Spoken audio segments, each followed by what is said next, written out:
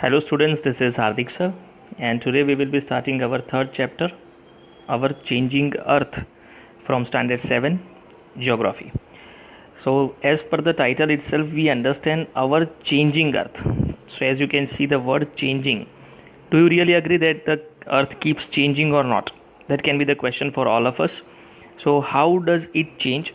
As we know in the introductory part of the lesson itself, if you will just open your book along with the video, then you will definitely find the first statement that the lithosphere is broken into a number of plates, and those plates are known as lithospheric plates.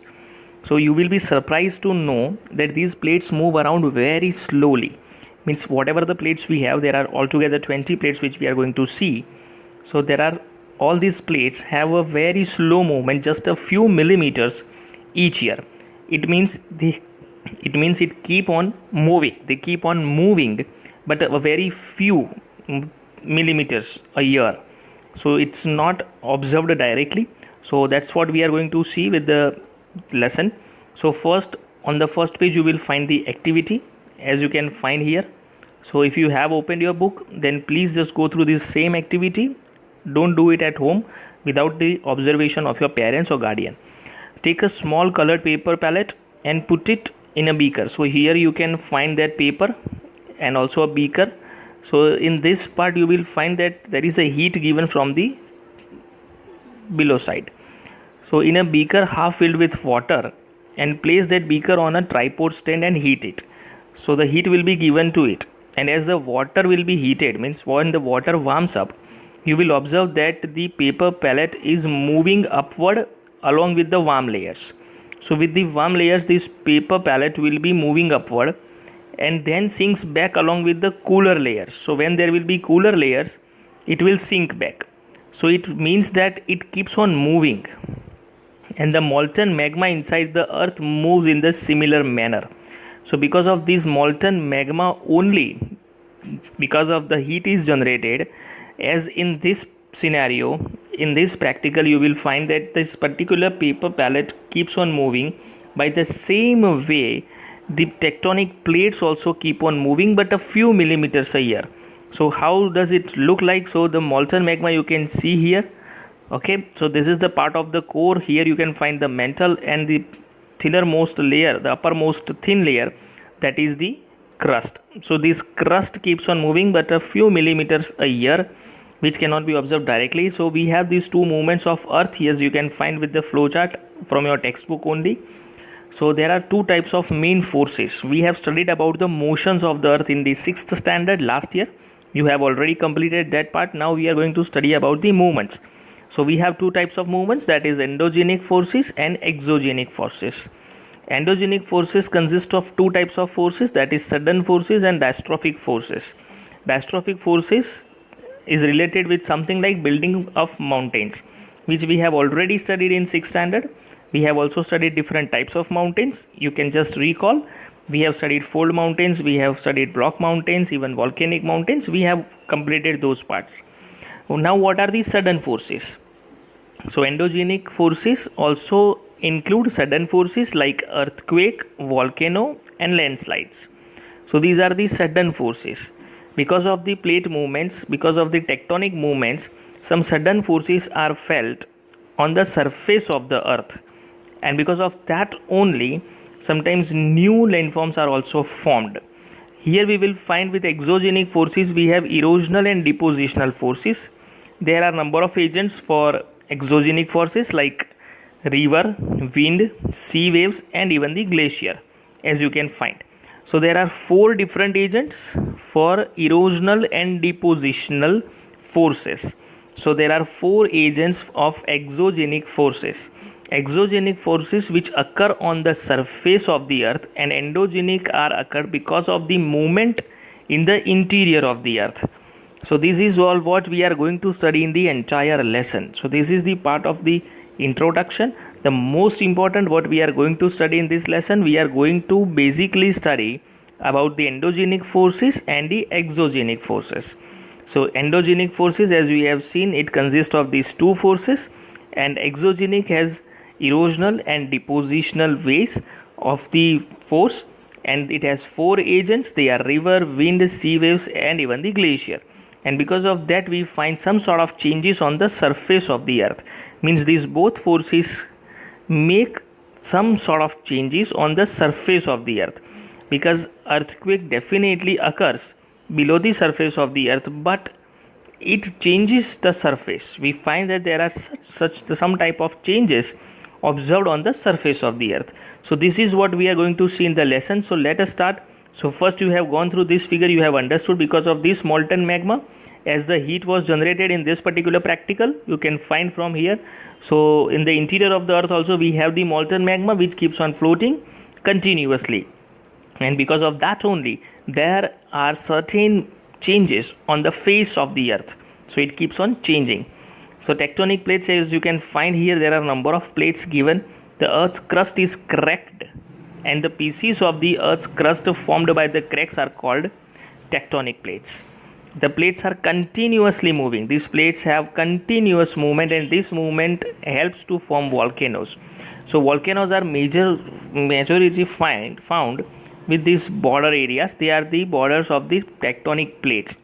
Means where there is a gap between two plates, there are majority of chances of erupting magma. That means the magma comes out on the surface of the earth in the form of lava. We have already seen those part. So as we know, the changes on the earth's surface are of how many types? Two types. First is endogenic forces, and the second you have seen, that is exogenic forces. So endogenic forces, it refers to the forces that occur beneath the surface of the earth. So they occur beneath the surface. Means these forces are sometimes, and majority of the times, they are sudden. They occur beneath the surface of the earth. Deep inside the earth's core, heat is generated. How the heat is generated? As we have seen the picture of magma also, you have seen the heat is transferred upward. So in the paper palette example also, you have seen that the heat is transferred upward to the mantle, and that causes it to slowly circulate.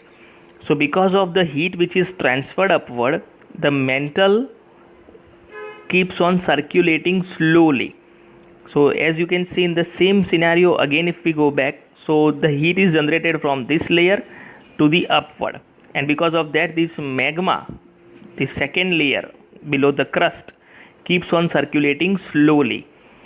This movement of the lava applies force on the lithospheric plates above. So on that particular mantle layer, you will find the lithospheric plates, and that particular force of mantle is applied on those lithospheric plates, and these plates keep shifting and sliding at a very slow speed of a few millimeter in a year, as we have already discussed.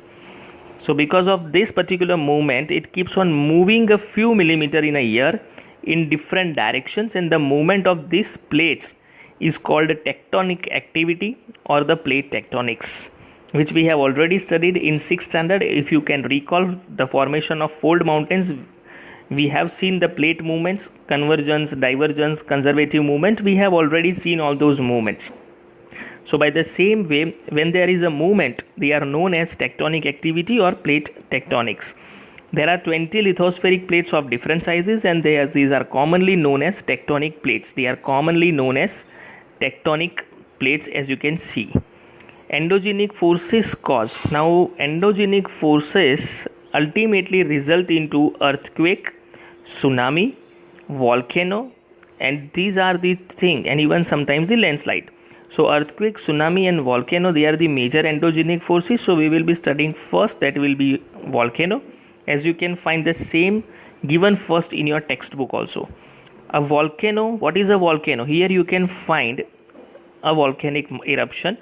Means this is the chamber, that is the magma chamber. Here you can find that this part is oceanic crust. This is the continental crust as given.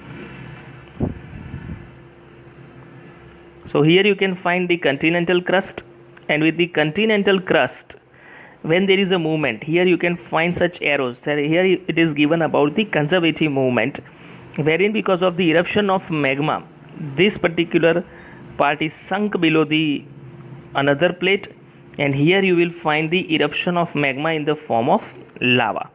So this is what the eruption, how the way of eruption you can find in the volcano.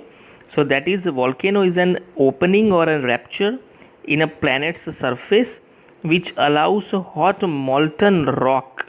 Hot molten rock means to say that is magma, ash and gases to escape from below the surface. So whatever the ash gases are there below the surface, the molten rock that comes out in the form of lava. So that is an opening on the surface of the earth, and that is how it occurs. It comes out from the surface of the earth, and ultimately we find the volcanic eruption. Here you can find the picture of a volcanic eruption, that a huge force will be there because of the extreme heat and pressure. The volcanic eruption will be taking place like this. You can also find the clouds of gases and even the ash. So this is the magma, but now as it has been out of the surface of the earth, it's known as lava. So now what is a volcano? Again we will discuss. Volcano is an opening or rupture in a planet's surface or crust which allows hot molten rock, ash and gases to escape from below the surface. Volcano is a word derived from Italian word volcano after the word vulcan you can find here, and Vulcan means the Roman god of fire. So volcano is Italian word and it has been derived from the word Vulcan, that means Roman god of fire. This is the same picture you will find in your textbook also, that how actually the volcanic eruption occurs. So you will find the number of things here. It is given first lava, you can see here, you can find the magma chamber. So what I mean to say is, the same magma when it comes out, it's known as lava. This is the vent, this is the crater, that is the main outer point. This is vent, means this is the line or the exit point.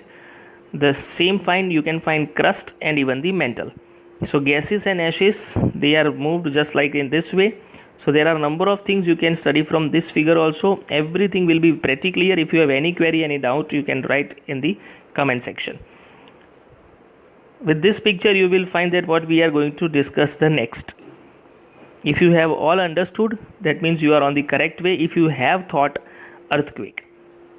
So earthquake is a sudden tremor or movement of the earth's crust which originates naturally at or below the surface. That originates naturally. As you have seen, you can see that has been underlined. So there is a sudden movement of the earth's crust, and that sudden movement causes the earthquake. You also have the activity given for that, but before that we will discuss what causes the earthquake. So sudden movement of tectonic plates causes the earthquake. Sudden movement of tectonic plates. So as you know that there are a number of plates, and when those plates keep on moving, suddenly when they move, they are known as earthquake. When the earth surface starts shaking, such a shaky movement is known as earthquake. Earth surface is subjected to endogenic forces occurring from beneath the earth surface, and this force makes the plates move at a very slow speed. However, a sudden movement of tectonic plates trigger as an earthquake. So sudden movement, when there will be a sudden movement, it will be known as an earthquake. We use a seismometer or seismograph to record the earth movements. So the same, you have already studied about the same in 6th standard. So the magnitude of the earthquake is measured with seismometer or seismograph. So such forces, when they occur suddenly, when there is a sudden movement of tectonic plates, that is considered as an earthquake. The activity which is given here you will find, where first you have to take a container, you have to fill it with water and also close it with lid. Now put the water to boil. Now put some peas, spoon and beads on the top of the lid. So first you will take a container. In that container you will fill some water, and then you will just put it to boil, and also will close it with a lid. And on that lid you will have number of things like some peas, spoon and even beads. Now what do you notice? As the water starts boiling, the lid begins to shake.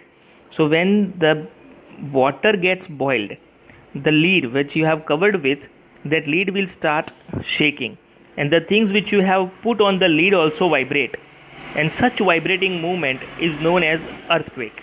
So in the same manner the earth vibrates when an earthquake occurs. So there are three types of earthquake, as you can find here: P waves, S waves, and L waves. P means primary, that means longitudinal waves. S means secondary, that means transverse waves. And L means long waves, they are the surface waves. So you can find much on the same on the internet. You can just Google it for more information. Next we have how earthquakes are formed. So there are a number of things which we are going to see in the particular part. So the place in the crust where the movement starts is called focus. So where there is a movement, as you can see here, we have the focus. You can find in the same picture that this particular part which is known as focus. So where there is a movement, you can find these two arrows that suggest you that there is a movement between these two plates, and that here we have the center of the movement, and that's what known as focus. So above the focus, exactly a point on the surface will be known as epicenter or hypocenter, which we will be seeing soon. So the plate, as you can find, when there is a movement and such a place in the crust, so the place in the crust where the movement starts is called the focus, and the place on the surface above the focus is called the epicenter. So you have two new words if you have no idea. So focus is the point below the surface where the actual earthquake occurs, and epicenter is the point exactly above the focus on the surface, and that is known as epicenter. So here you can find again both the things, that here there is a movement, that is focus, and the point exactly above it is known as epicenter. You can find both the words along with the figure.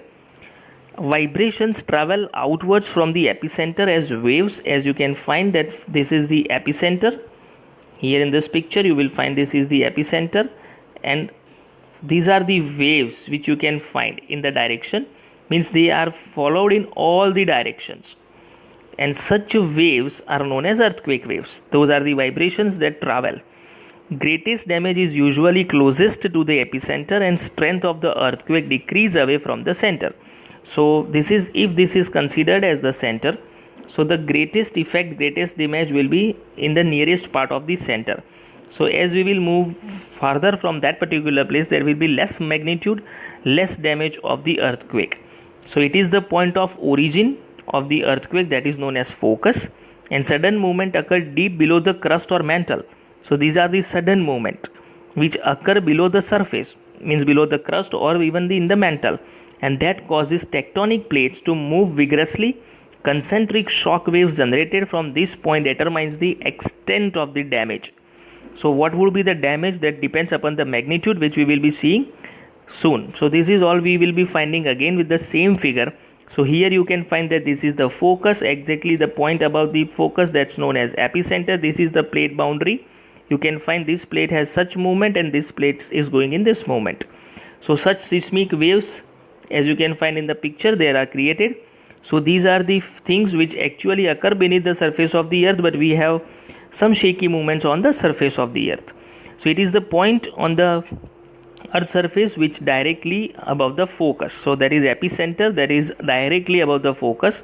It is most commonly used to describe the point of concentration of an earthquake. So epicenter denotes us that where the earthquake has actually occurred. And the strength and magnitude of an earthquake is measured on Richter scale. An earthquake whose measurement is above 7 on Richter scale, that can cause major damages. Earthquakes are now measured using moment magnitude scale.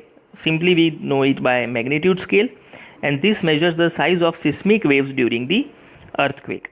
So these are the very important criteria. You must know all these meanings, everything you should learn. So first and the foremost, epicenter, that is exactly above the focus, and the point of concentration of earthquake is epicenter itself. The strength of earthquake is measured on Richter scale, important question, and earthquake whose magnitude, whose measurement is above 7 on Richter scale, that can cause major damages. Now we measure it with the help of moment magnitude scale, simply known as magnitude scale, and such seismic waves which occur that are measured with the size of such during the earthquake. So here we have a case study from your textbook itself. You will find that the earthquake when it hit Bhuj on 26th of January 2001. So as you can find, 26 January, Bhuj is a town in Gujarat. A massive earthquake measuring 6.9 on Richter scale that hit Bhuj town on 26th of January 2001. Schools were also worstly affected. At least 971 students and 31 teachers who are feared to have lost their lives following the collapse of school buildings. So you can find the damage, the loss of life, and the loss of property caused by this earthquake. You can also find that Bhuj relief effort also blighted. 3 days after the people came to know, actually they were worried about the medical supplies, about the food, about the blankets, and such concerns rose 3 days after. Destruction of Bhuj, you can find that phone lines, water pipelines, and power stations, transmissions lines were knocked out. They were totally a failure. Also, the fire took place. Hundreds of fires started as charcoal cookers also overturned. Emergency was declared in the quake zone by the president because you can find the loss of life and property. Also, the CM, Chief Minister, also appealed to the Center for the help. You can find Gujarat appeals for financial help. The Chief Minister of Gujarat has launched an appeal for the center to deal with the disaster. So, these earthquake, obviously, if you can ask your parents or grandparents, they might have experienced if you are staying somewhere in the part of Gujarat. Earthquake preparedness, as you are given in your textbook, like case study, you are also helped what you should do at the time of earthquake. So where to take shelter during an earthquake? First, you have to go to the safe spot. That can be under a kitchen counter, table, or a desk. Strong and sturdy table you should use against an inside corner or wall. So just to be safe, you should first find the safe spot. You should stay away from. What are the things which you should not go to? So there are fireplaces, areas around chimneys, windows that shatter, including mirrors and picture frames. So we should not go to near such places because when they are damaged, they also can have worse effects. And what you should be prepared for: spread awareness amongst your friends about the earthquake and even also about your family members, and face disaster confidently. So without fear, you should face it, and definitely you can win through. Tsunami, the next part which we are going to see, that also occurs because of the earthquake, because when the epicenter of the earthquake is in seabed.